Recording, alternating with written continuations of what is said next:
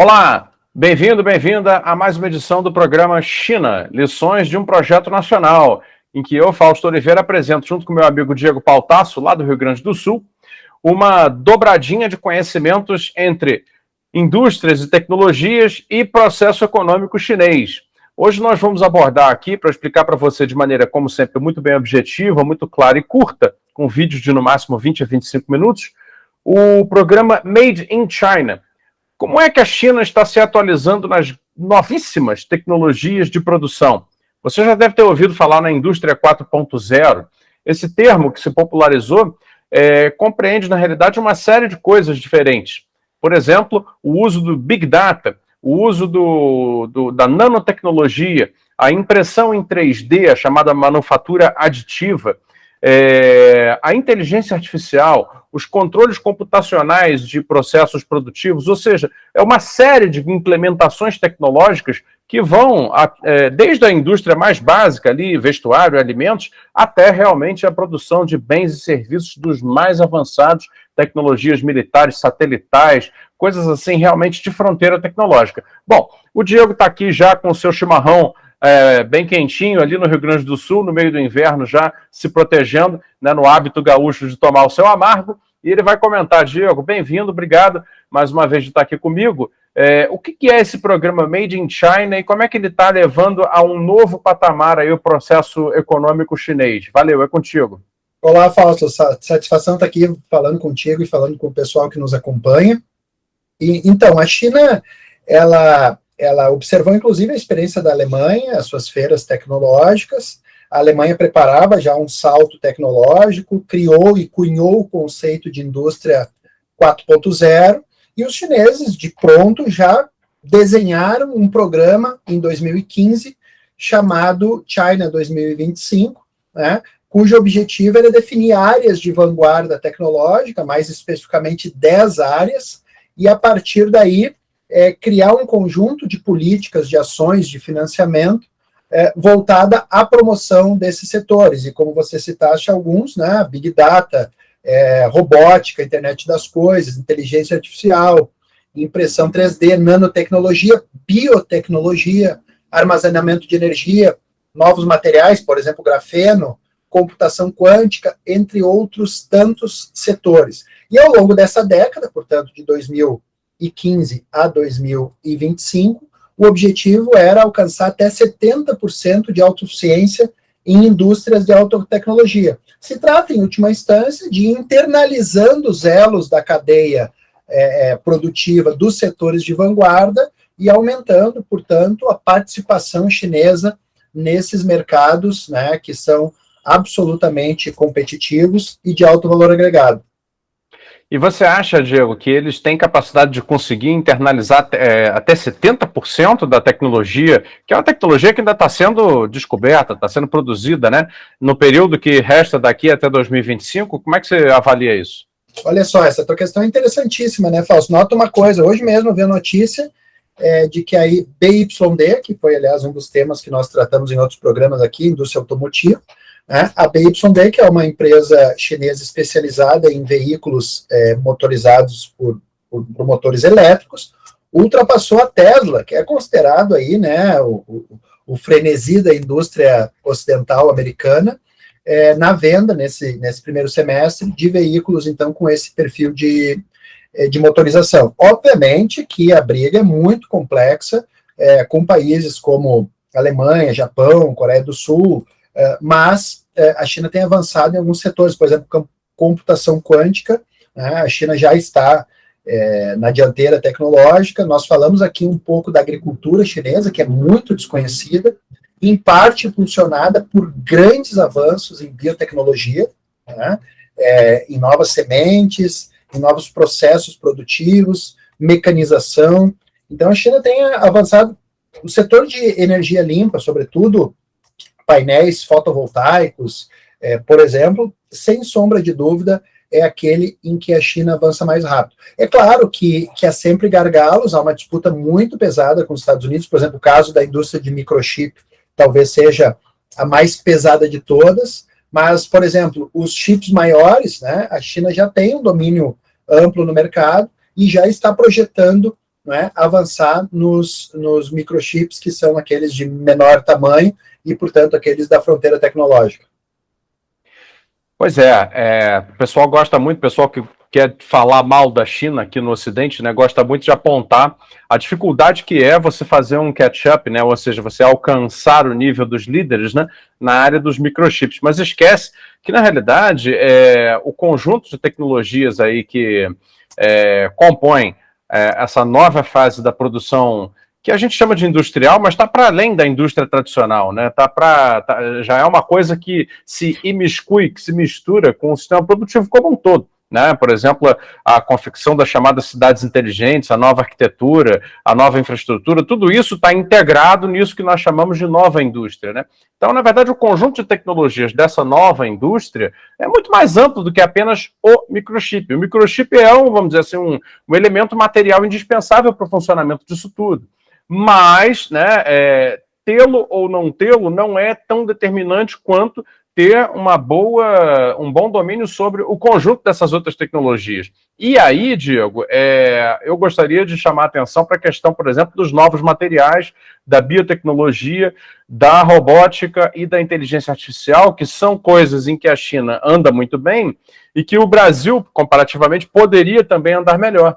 Porque se você pegar o fato de que o Brasil tem, por exemplo, tecnologia já não produtiva, mas tecnologia universitária, de pesquisa na área do grafeno, né, e de outros nanomateriais, né, como a gente poderia estar adiante na questão das novas materialidades produtivas, novos materiais químicos para a construção, para a infraestrutura, para muitas coisas, né?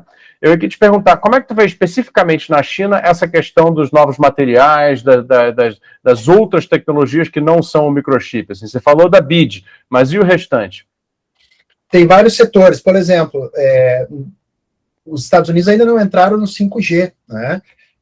A China já implantou e já desenha o 6G, já tem protótipo do 6G, e isso tem uma implicação profunda, né? Porque além dessa tecnologia ser vanguarda, ela rebate em outras coisas. Por exemplo, carros autônomos, né? Para os carros autônomos funcionar, vão precisar de rede de internet com fluxo de dados de altíssima qualidade, né? Um carro não pode, em determinado momento, cair o sinal, né? Então, é uma questão fundamental.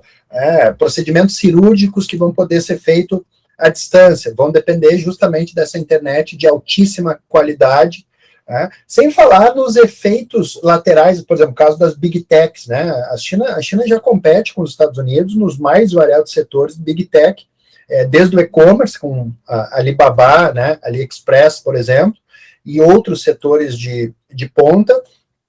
Eu acho que a disputa é uma disputa muito, obviamente, muito acirrada, mas a China vem avançando com uma qualidade importante, e foi bom o ponto que você mencionou, Fausto, porque, de fato, o Brasil tem uma trajetória de industrialização muito importante, eu já afirmei, e acho que faz sentido dizer que o Brasil foi a China dos anos 30 aos anos 80, ou seja, o país que mais cresceu no mundo, e em função disso construiu uma base produtiva, uma base universitária, uma base de pesquisa, você citou a biotecnologia, a Embrapa é vanguarda em biotecnologia, nós temos potencial para avançar, várias universidades têm protótipos de carros, de veículos leves sobre trilhos elétricos, por exemplo, né? O Brasil foi vanguarda lá com o Gurgel, os primeiros veículos motorizados eletricamente, ou seja, nós temos os elementos para colocar em funcionamento, botar a máquina de novo a trabalhar. E aí entra uma questão que você, inclusive, traz no seu livro da coleção Inquietações Contemporâneas, que é isso, é a combinação de políticas públicas e de crédito para orientar os setores da economia a inovarem, a substituir importações e a desenvolverem e passarem essa ciência para o ramo da produção propriamente dito. Sim, sem dúvida, assim, a questão do desenvolvimento, assim, entendido de maneira ampla, sempre né, como a gente sabe, e por isso a gente repete essa ideia aqui para ver se entra na cabeça da sociedade brasileira, uma aliança entre o poder público e os seus instrumentos e os poderes privados econômicos, que são as empresas, né? Não existe essa ideia de separação total entre Estado e mercado, nem só o mercado e nem só o Estado vão dar conta E aí tá nessa sabedoria, né, o destravamento do grande milagre chinês, como se diz, né? Mas antes de voltar a esse assunto que você puxou, eu queria perguntar, tem um outro programa destinado a fazer a padronização, né, dessas tecnologias, visando transformar o 4.0 chinês em algo que se possa exportar, ou seja, que essas novas tecnologias versão chinesa possam ser internacionalizadas, né, aí pela Ásia, depois certamente em outros lugares do globo, com o padrão chinês. E aí lembrando o público que padronização técnica e tecnológica é alguma coisa muito essencial, que você, por exemplo, se você vai exportar um determinado equipamento que tem que ter uma roda de 19 polegadas, e no outro lugar tem uma padronização diferente dizendo que é de 20 polegadas, o teu produto simplesmente não entra lá, a menos que você faça uma conversão industrial para 20 polegadas específica para aquele mercado, o que, em geral, cria problemas na estrutura de custo das empresas. Então, esse sistema de padronização é muito sério. Nos Estados Unidos, eles têm lá a padronização deles, se eu não me engano, é a ANSI, né? E a Europa também tem a padronização deles, que é a CE. Isso para validar uma série de equipamentos, bitola disso e daquilo, gramatura, pesos e medidas, metrologia, tudo isso faz parte do cotidiano da vida industrial e da harmonização do comércio internacional. Quando a China entra para um programa de fronteira tecnológica e ainda quer estabelecer uma padronização própria, isso me comunica a ideia de que eles estão, de fato, com uma pretensão de domínio internacional da fronteira tecnológica. É isso mesmo, Diego? Nota uma coisa muito interessante, né? Pela história da industrialização, se começa com uma imitação, geralmente uma imitação de qualidade duvidosa, depois imitações de qualidade mais avançada, a partir daí se começa a inovação, da imitação se passa a inovação, da inovação se buscam alguns mercados globais, depois que os mercados globais começam a ser conquistados, vem junto o branding, né, toda coisa de uma marca, e uma etapa subsequente, sobretudo quando se quer alcançar o mercado global, é a criação justamente de padrões de compatibilidade entre os sistemas tecnológicos, justamente para que eles possam alcançar mercados globais. Então a China fez um programa, que é o programa China 2025, que é para desenvolver a fronteira tecnológica, e fez o China Standard 2035, que é para criar padrões e compatibilidade dessas tecnologias para que elas possam ter livre curso no mercado global. Mais uma vez, aquilo que a gente sempre fala, né, Fausto? 2 programas que dialogam, que se complementam e que ajudam a colocar o país na vanguarda e na dianteira que a gente tem visto. Isso não é fruto do acaso, é fruto do planejamento e até do impulso do mercado, mas não do mercado por si só. Mas você diria que isso representa uma tentativa chinesa de estabelecer um 4.0 chinês, assim, em escala, pelo menos, se não global, em escala internacional significativa? Eu não tenho dúvida, eu acho que o transbordamento do desenvolvimento chinês, ele se expressa de diversas formas. Se expressa com a nova Rota da Seda, que é um transbordamento da infraestrutura chinesa, se expressa com a ideia da moeda chinesa ter um curso maior regional e depois global, né? E se expressa também na tentativa de dar um transbordamento e características globais a determinados padrões tecnológicos que eles pretendem que sejam globais, por exemplo, o caso do 5G. Então, estabelecer exatamente essa padronização me parece essencial para que eles possam lograr esse espaço. E, aliás, né, inclusive, do ponto de vista do financiamento internacional, as organizações financeiras, os bancos multilaterais que eles estão promovendo, precisam operar segundo normas e padrões e técnicas internacionais. Então, essa coisa de internalizar esses padrões para que possam atuar globalmente, me parece uma sabedoria que eles estão desenvolvendo com bastante rapidez. Perfeito. Agora vou entrar na questão que o Diego puxou na resposta anterior, que é o seguinte, pessoal, até aproveitando para fazer o anúncio, eu e o Diego participamos de uma coleção chamada Inquietações Contemporâneas, uma coleção de livros, né, cuja primeira leva saiu agora. já está à venda, vou colocar o link aqui para vocês na descrição. Esses são os nossos livros, olha. O azul é o meu e o amarelo é dele, olha. O meu se chama Estado e Desenvolvimento e o amarelo se chama Imperialismo. Ainda faz sentido na era da globalização? É a pergunta que o Diego se coloca no livro dele e eu trato, né, da questão das relações entre Estado e os processos de desenvolvimento e as políticas públicas de desenvolvimento que se pode fazer, claro, focando mais no caso do Brasil. E aí, por que eu estou mostrando esses livros? Porque, além de, claro, né, convidar você a conhecer, já está no Amazon, está lá nas livrarias, Martins Fontes, não sei mais aonde, te falar o seguinte, o processo de desenvolvimento chinês, né, todo esse logro, todo esse sucesso tecnológico está assentado numa interação financeira, numa interação com bancos chineses que oferecem, né, e fazem isso com muita tranquilidade, com muita calma, sem essa volatilidade dos mercados financeiros, oferecem crédito farto e barato, planejado até, né, para os empreendedores chineses e também para as empresas públicas chinesas produzirem materialmente esses saltos tecnológicos. Ô Diego, eu que comento aqui no livro como poderíamos fazer no Brasil, né, repetir políticas que já foram feitas, a exemplo aí do BNDES com o Profarma, né, que deu ao Brasil essa indústria farmacêutica de potencial médio que nós temos hoje, né? O ProSoft, que também criou condições para o Brasil ter um mínimo de tecnologia da informação de software, né? Que também era um programa do BNDES. Queria saber aí de ti, como é que a China, que isso é um tema que a gente vai abordar mais adiante, como é que a China usa, né, o seu sistema financeiro para apoiar e viabilizar o progresso material?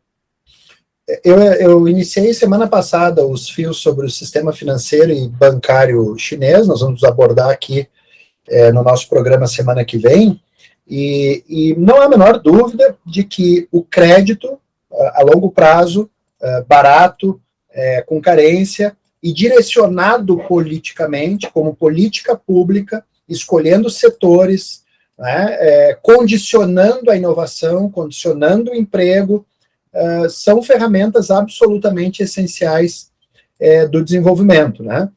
No caso do Brasil, você citou alguns exemplos, me ocorreu o Finame de máquinas, né? Por exemplo, um exemplo muito clássico e importante, o Brasil só financiava, os bancos brasileiros públicos só financiavam a aquisição de tratores se o trator tivesse um índice de nacionalização de mais de 60%, 65%.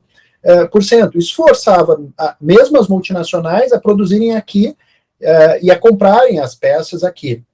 No caso da China, se nós analisarmos a política de reforma e abertura para cá, toda essa modernização tem por detrás o sistema bancário, né?